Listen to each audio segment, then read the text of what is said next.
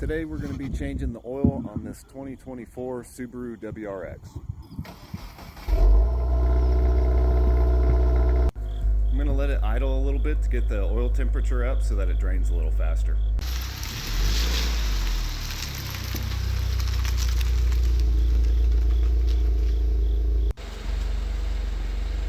We're at about 130 degrees oil temp. That's probably good enough for what I'm doing today. So we're going to get it lifted, and I'll show you how to do that now. For this car, I use a 3-ton low-profile, long-reach floor jack, and I'll show you why here in just a second. The jack point for the front of this car is deep and centered, so I'm going to use pretty much all of this to get underneath it.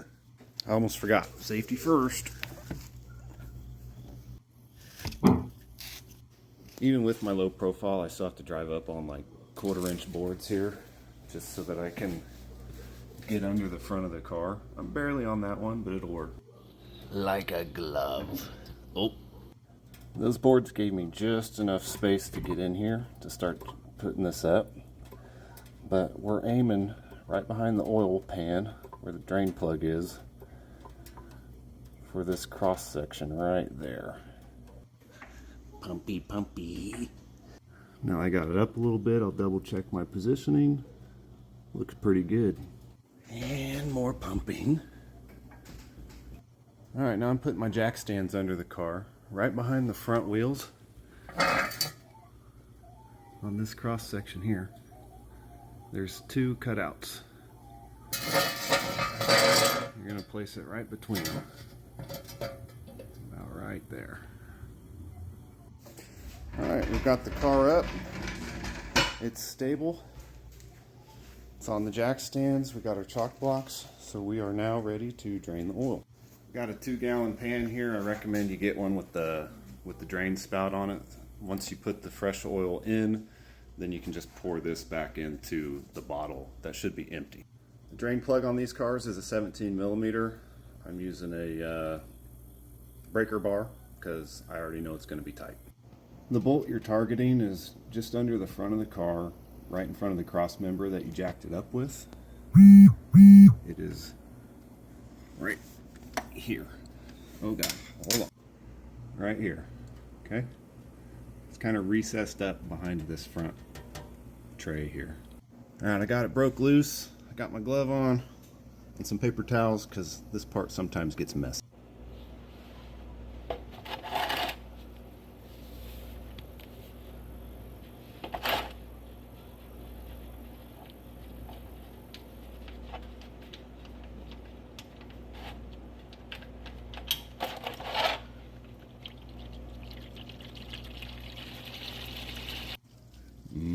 Chocolate milk.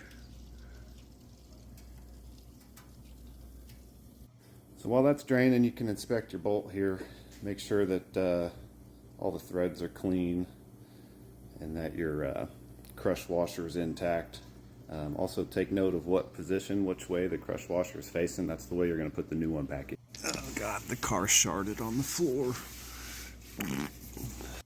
So here's my new crush washer in a box with the oil filter. Make sure you're using genuine OEM parts for your oil filter here. This is the part number you should be looking for. You can get a pack of 3 on Amazon for pretty cheap. Inside the engine, your oil filter is going to be here front right as you're looking at it. Oil fill is here. Your dipstick's over here. Lefty loosey on the oil filter.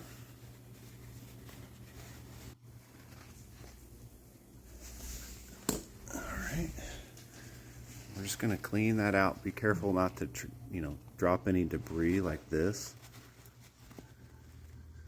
There's a fly. Make sure stuff like that doesn't fall down in there.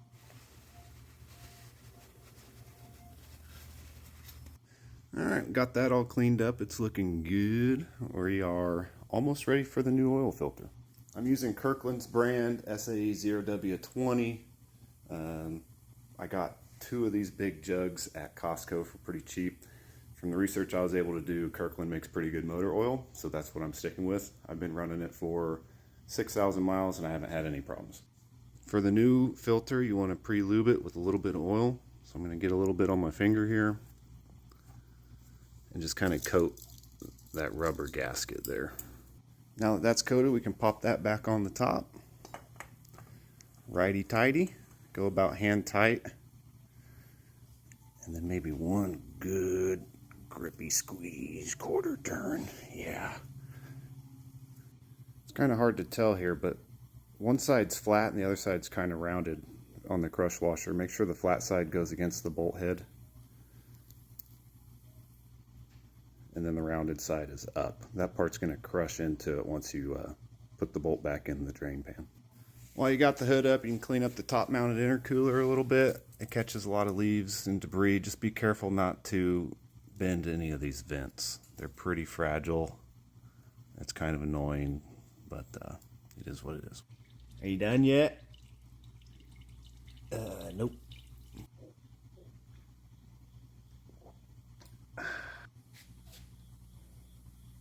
I'm gonna need a shower. Now, if you want to make sure you get all the dirty oil out of your car, start it up and redline it for about 3 minutes. Just kidding, don't do that. That'd be stupid. Unless you need an excuse to get a new motor, then you can do that.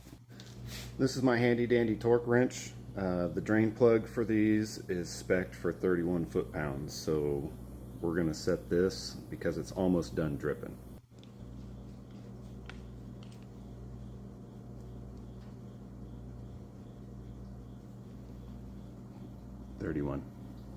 It's dripping pretty slowly now, so we're going to go ahead and put this plug back in.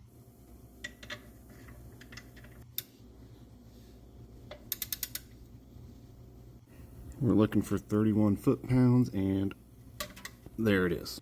Clean this up a little bit.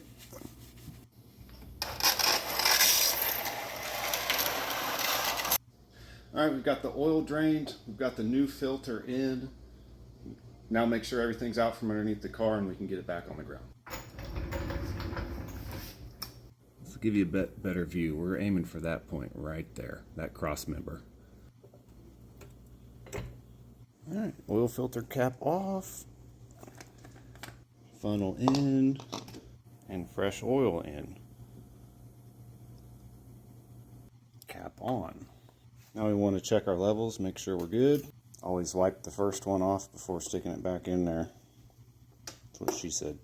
Kind of hard to see on this, but you want your oil level to be between those two dots. The one on the right means it's high, the one on the left means it's low. It's at the bottom, you want to add half a quart or so. You don't want to go over the top or you're going to want to drain some out. So we are just under the top dot with that 5-quart bucket that I got. So we're good to go. Now this part's optional, but some people swear by it. I don't think Subaru necessarily recommends it, but it is something you can do, and that would be priming your oil pump and your new oil filter. The way to do that is completely depress the clutch, completely depress the gas, and then press the start button and release it while holding both of the pedals down to the floor.